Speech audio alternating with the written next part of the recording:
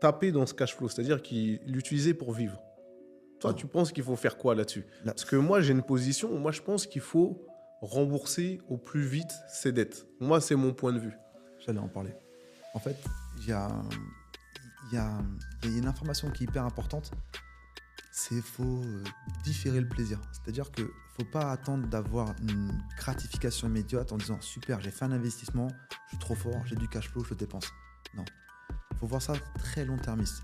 Le cash flow, il sert peut-être à faire une autre opération, donc on déplace l'argent d'un point A à un point B, mais une fois que tout a été levé, à mon sens, une fois que tout a été levé et qu'on arrive à une position où on est confortable, on est à l'aise et ça nous suffit, et bien là, on concentre tous les efforts pour rembourser par anticipation.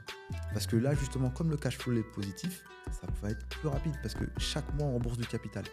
Donc, quelque part, la dette diminue. Les intérêts sont toujours là. Donc, si on rembourse par anticipation, il n'y a plus de dette. Hum. Donc, on est plus soumis au stress. Un locataire qui ne paye pas, on n'est pas impacté parce que les autres prennent le relais et il n'y a pas de crédit. Il n'y a pas de lettre de banque et c'est du capital réel. Réel, t'as tout dit. Et en plus, une fois que c'est remboursé par anticipation, bah, vous ne devez plus les intérêts. Si vous avez évidemment enlevé les pénalités de remboursement anticipé, mais même encore une fois, les pénalités de remboursement anticipé, elles sont limitées. Donc, moi, je suis un peu pareil que toi. Je pense qu'il faut rembourser par une anticipation. Une fois que vous n'avez plus de crédit, là, vous avez des vraies rentes. Oui, On peut des appeler vraies rentes. Exactement. Des vraies rentes. Et si vous n'êtes jamais pressé pour louer, etc., là, vous êtes vraiment tranquille.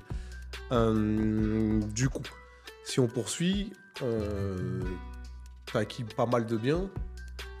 Ensuite, là, tu décides de t'arrêter. Pourquoi? Parce que c'est chronophage? Parce que... Non, parce pour que quelle raison? Oui, alors je décide d'arrêter parce que je me suis dit, ok, après c'est que de l'ego.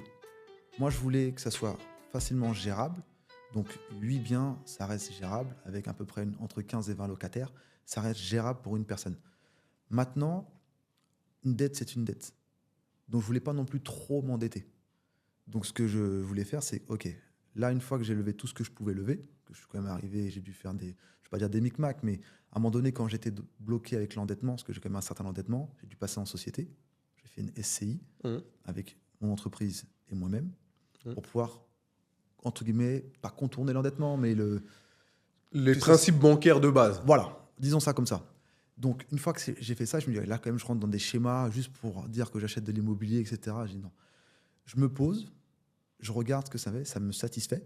Je vois combien j'aurai quand tout sera remboursé. Mmh.